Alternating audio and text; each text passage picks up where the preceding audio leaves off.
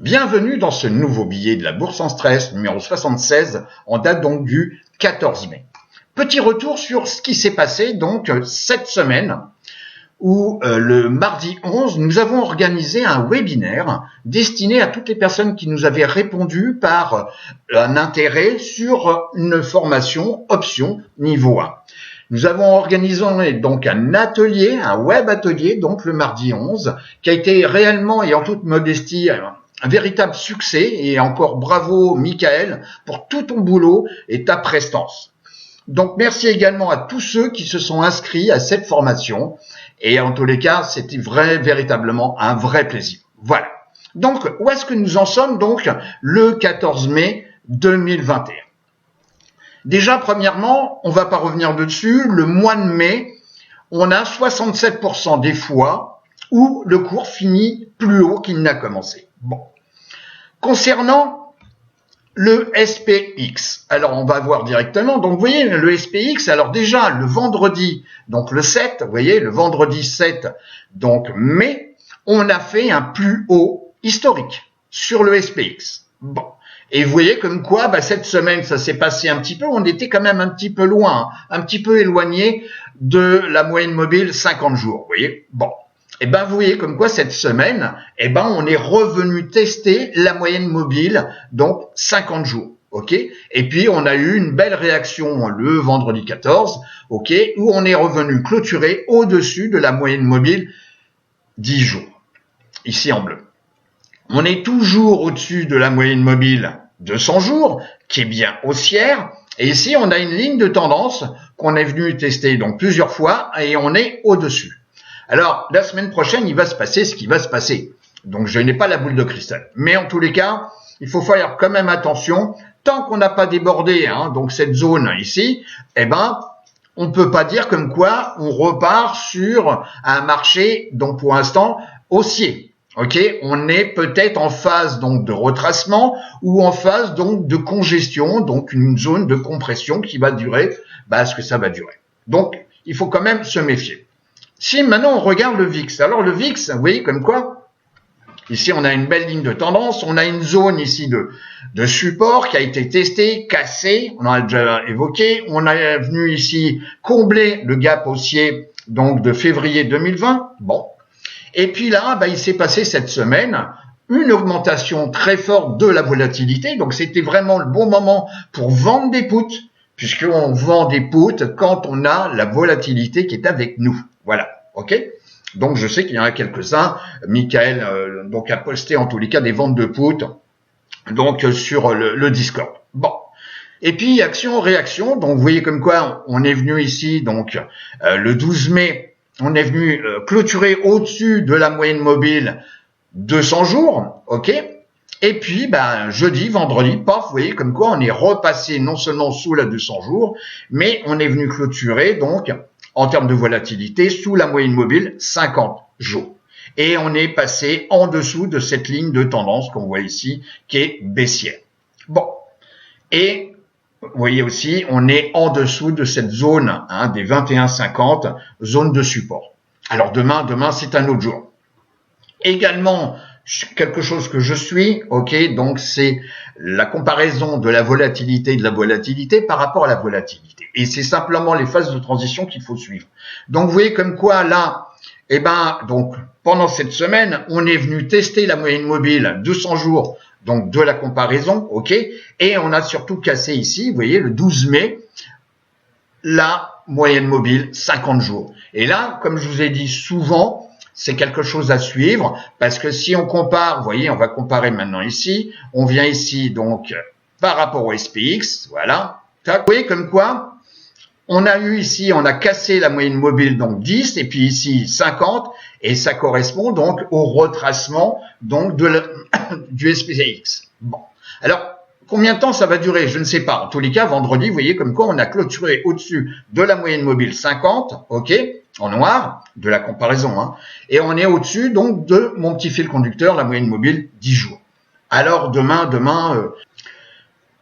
la comparaison donc des puts par rapport au call.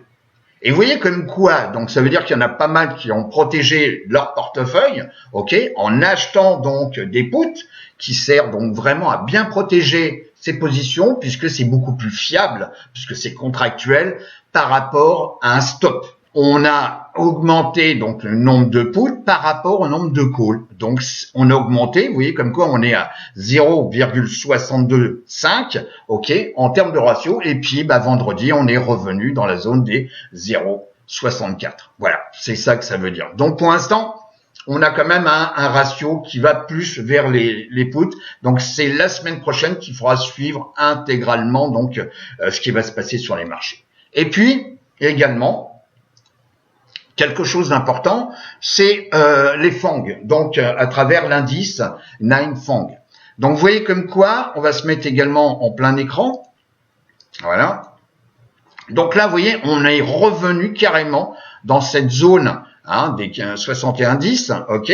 On est revenu tester, donc de nouveau, cette zone de support, et on est sous la moyenne mobile. Donc non seulement 10 jours, ici en bleu, mais également 50. Et vous voyez, on a une belle zone de congestion. Et on revient donc chatouiller la moyenne mobile, donc 200 jours. Également donc, où est-ce qu'on en est? Eh ben, c'est ici la ventilation donc par rapport à la capitalisation. Et vous voyez comme quoi, donc pour cette semaine, donc les sociétés, et c'est normal parce qu'elles sont beaucoup plus volatiles, les sociétés qui ont le plus décalé, c'est quand même les nanos. Alors je vous rappelle que les nanos, il suffit, voilà, c'est en dessous de 50 millions de capitalisation. Voilà. Ok. Et puis même les larges donc ont retracé, vous voyez, 1,26 sur une semaine, ok. Et puis les small, donc ça inclut donc les sociétés qui sont dans le Russell 2000, voilà.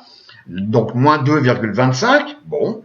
Et puis ici, on regarde la performance depuis le début d'année. Et vous voyez, depuis le début d'année, on retrouve un petit peu le phénomène inverse entre le comportement ici et le comportement ici. Donc ici, pour les nanos, on a une progression de 25, j'arrondis, 50, ok, bon. Et puis, vous voyez comme quoi ici, ça c'est ce qui s'est passé vendredi, donc le 14, en termes de progression, puisque il y a eu effet, donc, par rapport à il y a une réaction par rapport à l'effet, donc, de la baisse. Voilà. Donc, on va donc maintenant étudier donc, le Russell 2000, le Dow Jones, donc le Nasdaq, mais ce coup-ci, ça va se faire sans la caméra. On se retrouve.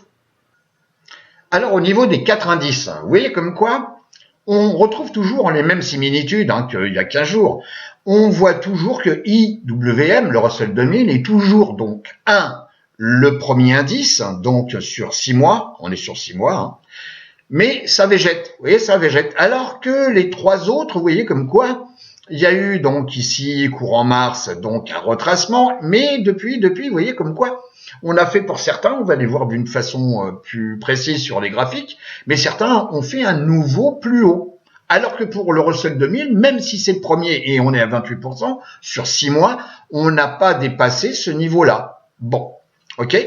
Et donc le deuxième, c'est toujours donc le Dow Jones. Ok. Le troisième indice, c'est le SP500. Et le quatrième, qui est toujours en retard, alors qu'il a été premier pendant un bon bout de temps. Vous voyez comme quoi il y a réellement une rotation. Vous voyez.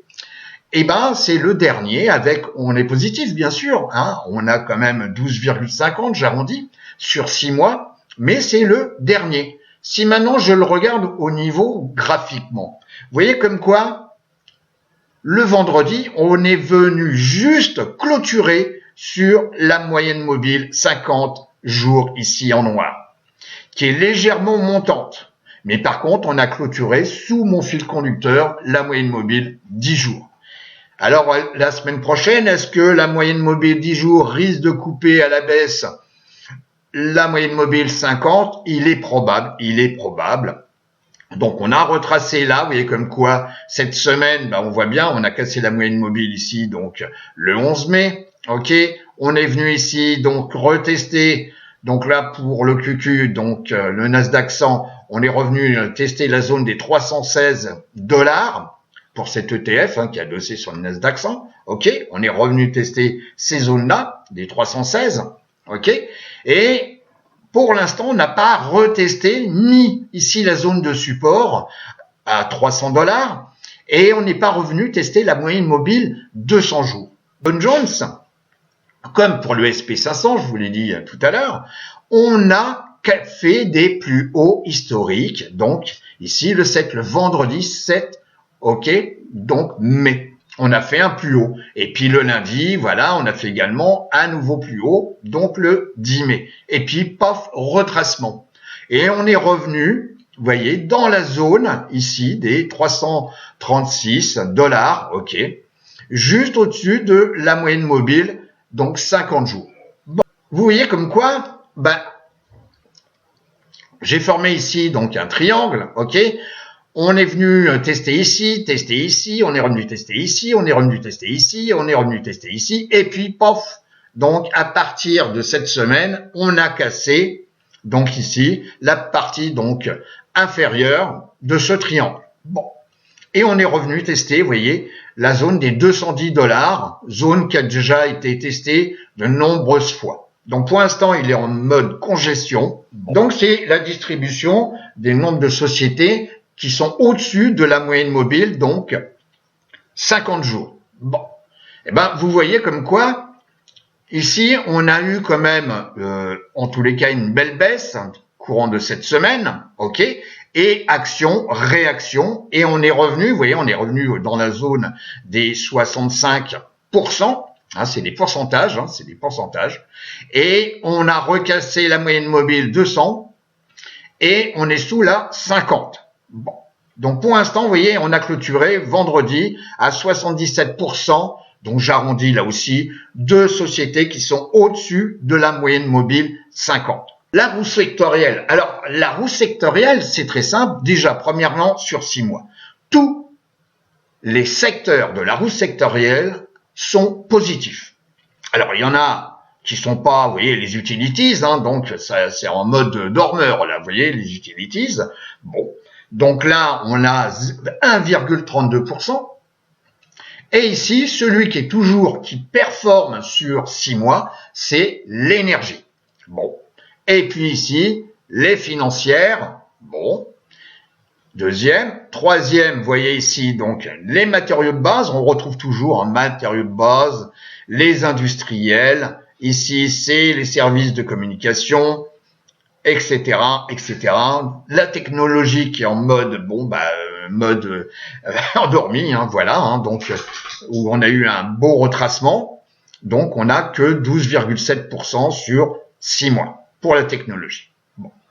Si maintenant, on regarde mon petit tableau, voilà, donc où on va utiliser les secteurs, donc, vous voyez, il y a deux secteurs, sous-secteurs qui ont été rajoutés par StockCharts. Donc là, on compare donc ces secteurs par rapport au SP500. De telle sorte que c'est important parce que si on arrête, vous voyez, donc là, on compare plus par rapport au SP500. Donc on voit comme quoi tous les secteurs, c'est ce qu'on vient de voir sur le mode graphique, tous les secteurs sont positifs. Si on revient comparer par rapport, donc voilà, au SP500, par contre, tout cela, les financières, l'énergie, les matériaux de base, les industriels et ici les services de communication sont positifs par rapport donc au SP500. On regarde, si maintenant on regarde les secteurs et sous-secteurs à travers moi ce que je suis, vous voyez comme quoi on a des sous-secteurs comme les semi-conducteurs, etc., etc. Vous finissez par connaître ce tableau. On est ici sur des phases bullish pour une grande majorité, sauf pour donc les semi-conducteurs, la technologie et consumer discretionary. Tous les autres sont bullish, c'est-à-dire que le cours est au-dessus de la moyenne mobile 50 et que la moyenne mobile 50 jours est au-dessus de la 200. C'est ce que j'appelle les 6 phases d'un cours. Sur 5 jours, vous voyez comme quoi, donc il y a quand même les semi-conducteurs qui ont bien retracé, la technologie, XLY et puis XRT. Bon. Si sur 3 mois, regardez, sur 3 mois, il y a quand même des choses intéressantes. Le retail, bah, il va pas si mal, hein, en tous les cas. L'énergie, bah, bien entendu, 21,50%. Bon, super. Et puis ici, on a également Consumer Staples, qui est positif, mais pas de, vous voyez, 8%, XLU aussi, etc. Mais là, par contre, il faut suivre matériaux de base, les industriels, le transport. Ben oui, le transport. Et comme j'en ai déjà parlé il y a déjà quelques temps, donc ça soit le marine shipping ou simplement le transport, ce sont quand même des sous-secteurs qui vont très bien. OK? Et puis également, il y a quelque chose d'important à suivre. Donc là, c'est uniquement les sous-secteurs, donc triés sur 3 mois. Bon. Vous voyez, comme quoi trier sur 3 mois, on a le numéro 1, c'est l'aluminium, l'acier. Donc c'est les matériaux de base, on revient toujours au même truc. Hein. Les grandes surfaces, les magasins de grande surface. On a tout ce qui est en rapport avec le pétrole, la santé, ça c'est tout ce qui est déchets, traitement des déchets. Les conglomerates au niveau financier. Voilà. On a également tout ce qui est donc logistique et transport. Les assurances et les banques diversifiées. Et vous voyez comme quoi sur 3 mois, on a quand même pour certains sous-secteurs, des belles progressions quand même, vous voyez. Et que pour cette semaine, vous voyez que l'aluminium a pas mal retracé. Ah, là, c'est sur une semaine. L'acier aussi. Par contre, le département store a progressé, alors que le marché était en phase retracement, pas les grandes surfaces. Ah, étonnant. Et vous voyez comme quoi, regardez, il y a donc 10% de progression simplement sur le jour de vendredi. Donc simplement sur ce sous-secteur. Ah. Donc ça, c'est un indice, tout ce qui est transport maritime, c'est un indice. OK? Donc vous voyez comme quoi, vendredi, le 14, on revient tester ici dans la zone des 229,60 $. Donc c'est un indice, hein. Donc et on vient retester donc cette valeur. Alors est-ce que on va avoir un rejet la semaine prochaine? Est-ce qu'on va revenir tester la moyenne mobile 50? C'est le marché qui va le définir. Mais en tous les cas, la moyenne mobile 50, bien au-dessus de la moyenne mobile ici, 200 jours. La 200 jours, elle est montante, et la 50 aussi. En termes d'indicateurs, bon, on n'est pas en surachat, pas encore, on s'en approche, mais on n'est pas encore.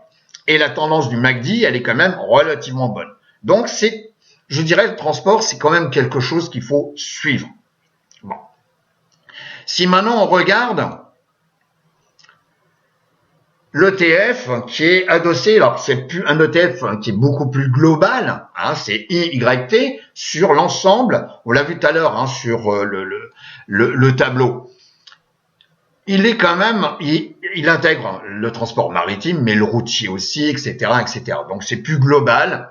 Si vous voulez voir de quoi il est composé, donc vous allez sur, bien connu, sur fidelity.com, et puis vous allez voir donc le portfolio composition, donc au niveau de cet ETF. Mais vous voyez comme quoi on a un peu retracé, vous voyez, on a eu donc jeudi une belle bougie qui engolfe complètement la bougie de mercredi, et puis vendredi on a clôturé au-dessus de la moyenne mobile 10 jours, qui est quand même haussière, la 50 aussi et la 200 aussi. Et comme je l'ai dit, il n'y a pas de business sans transport. Donc pour l'instant, je dirais que le sous-secteur du transport va très bien. OK? Donc également, un petit retour, je viens ici, donc sur le département de store. Donc juste une petite précision, on va le dire comme ça. Donc vous avez sur Finviz, je vous rappelle, voilà Finviz, on va dans Screener. Dans Screener, donc on a la possibilité de marquer ici, donc d'indiquer, donc de faire un filtre sur un sous-secteur, donc une industrie. Et donc là, c'est ce que je vous ai fait sur département store. Ce qui s'est passé, c'est pour ça que je vous ai présenté le tableau. Donc vous voyez ici, vous avez les sociétés. Alors j'ai mis aucun autre filtrage, donc filtre. excusez-moi. Donc sur la capitalisation, bon. Donc là, il y a 5 sociétés qui correspondent donc à Department Store, donc bon, qui sont connues hein, comme KSS, comme Macy's, bon, etc. Donc vous avez ici 5 sociétés, hein, c'est indiqué ici, 5, et puis on le voit aussi hein, directement ici, où vous voyez comme quoi vous avez des sociétés qui ont bien. Donc, il faudrait voir s'il n'y a pas une news. Les volumes sont relativement importants. Ici, on a cassé la zone donc un peu donc de résistance. Et puis, ici, vous avez également KSS où on vient tester de nouveau une zone de résistance relativement importante.